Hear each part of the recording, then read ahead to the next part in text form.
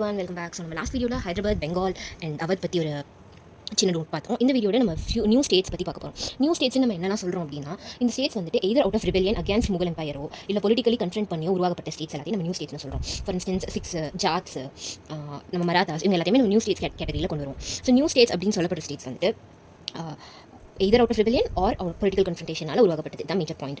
So 6 பற்றி first பார்க்கலாம். 6 வந்துட்டு we all know it is religious community. இவங்களுக்கும் முகலுக்கும் வந்துட்டு they have had long history. ஏன்னா நிறைய சிக் குருஸ் வந்துட்டு முகலால் எக்ஸிக்யூட் பண்ணப்பட்டாங்க. இதில் ஃபார் இன்ஸ்டன்ஸ் நம்ம 5th குரு வந்துட்டு அர்ஜன் தேவங்கிறவங்க வந்துட்டு ஜஹாங்கீரால் 1606 எக்ஸிக்யூட் பண்ணப்பட்டாங்க. 9th குரு டேக் பகதூர் வந்து அவுரங்கசீப்னால 1675 எக்ஸிக்யூட் பண்ணப்பட்டாங்க. நம்ம 10th குரு நம்ம எல்லாத்துக்கும் தெரிஞ்ச குரு கோபிந்த் சிங் வந்துட்டு 1708 அவுரங்கசீப் இருந்து கொஞ்சம் நாள் அடுத்து வந்த பகதூர் ஷா அப்படிங்கிறவங்களால எக்ஸிக்யூட் பண்ணப்பட்டாங்க. இந்த 10th குருங்கிறவங்க தான் வந்துட்டு ஆனந்த்பூர்ன்ற ஒரு இடத்துல வந்துட்டு கால்சா லேண்ட், அதாவது 6ஓட லேண்ட் வந்து கால்சா லேண்ட் சொல்லுவோம். ஸோ அந்த லேண்டை வந்துட்டு உருவாக்குறாங்க. அண்ட் அதில் எமர்ஜ் ஆனது தான் அந்த 6 ஸ்டேட்டுங்கிறவங்க. குரு கோபிந்த் சிங் 1708 இறந்ததுக்கு அப்புறமே வந்துட்டு அங்கே ரொம்ப ரிபெலியன் பண்டா பகதூருங்கிறவங்க அவங்களும் வந்துட்டு ஒரு சிக் ப்ராமினன்ட் லீடர். அவங்களோட தலைமையில் ரொம்ப ரிபெலியஸ் ஆக்டிவிட்டீஸ் வந்துட்டு நடக்க ஆரம்பிச்சது. பட் அவங்களாலே ரொம்ப நாள் வந்துட்டு முகலுக்கு அகேன்ஸ்டாக வந்துட்டு வித் ஹோல்ட் பண்ண முடியல. And eventually he also lost in 1715. இந்த லாஸ்க்கு மேஜர் ரீசன் வந்துட்டு நம்ம 4 ரீசன் சொல்லலாம். ஸோ ஃபர்ஸ்ட் ரீசன் வந்துட்டு கத்ரி ட்ரேடர்ஸ் வந்துட்டு அதாவது ட்ரேடர்ஸ் வந்துட்டு முகல் பீரியடில் வந்துட்டு மன்சப்தாரி சிஸ்டம் பற்றி நமக்கு தெரியும் இல்லையா. இது வந்துட்டு it's giving rank to people. அதில் வந்துட்டு மன்சப்ஸ் வந்து கொடுக்க ஆரம்பிச்சிட்டாங்க. ஸோ இது எப்படி ஆயிடுச்சுன்னா, லஞ்சம் கொடுத்து நம்ம வந்துட்டு முகல் யாரெல்லாம் 6 சப்போர்ட் பண்ணுறாங்களோ அவங்க வந்துட்டு விலைக்கு வாங்குற மாதிரி ஆயிடுச்சு.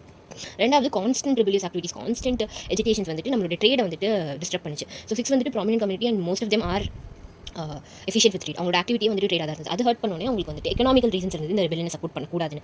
அதுக்கடுத்து சுராமான் ஜாட்டுங்கிறவங்க வந்துட்டு ஒரு பெரிய நம்ம நெக்ஸ்ட் ஜாட்ஸ் பற்றி பார்க்கும்போது அவங்களை பற்றி படிப்போம். அண்ட் அவங்க வந்துட்டு ஒரு பெரிய சப்போர்ட்டாக இருந்தாங்க சிக் ரிபெலியனுக்கு. பட் அவங்களுமே வந்துட்டு முகல் சைட் வந்து திரும்பிட்டாங்க. அதுக்கப்புறம் என்ன ஆச்சு அப்படின்னா, இன்னொரு ரீசன் என்னன்னா, மிசில்ஸுங்கிறவங்க வந்துட்டு எமர்ஜ் ஆனாங்க. மிசில்ஸ் யார் அப்படின்னா, இந்த ஒரு சிக் ரீஜனை வந்துட்டு ஒரு 12 ஆர் மோர் ஸ்மால் யூனிட்ஸாக வந்து டிவைட் பண்ணாங்க. இந்த ஸ்மால் யூனிட்ஸ் எல்லாம் வந்துட்டு இட் வாஸ் அட்டானமஸ் யூனிட்ஸ். அது எல்லாமே தனித்தனியாக தான் இருந்தது. இவங்க எல்லாத்தையுமே யுனைட் பண்ணுறவங்க தான் இந்த மிசில்ஸுங்கிறவங்க. ஸோ இந்த மிசில்ஸ் வந்துட்டு ரொம்ப டீசென்ட்ரலைஸ் பண்ணி ஆரம்பிச்சோன்னே ஒரு மிசில்ஸும் ஒரு ஸ்டாண்ட் எடுக்க ஆரம்பிச்சாங்க. ஸோ வந்துட்டு அவங்களுக்கு வந்துட்டு பொலிட்டிக்கல் யூனிஃபிகேஷன் கிடைக்கல. ஸோ இதெல்லாம் ரீசனால வந்துட்டு சிக்ஸோட ரிபெலியன் வந்துட்டு வித் டைம் ஃபேட் ஆயிடுச்சு. ஸோ சிக் எம்பையரில் இன்னொரு ப்ராமினன்ட் ரூலர் யார் அப்படின்னா ரஞ்சித் சிங்னு சொல்கிறாங்க.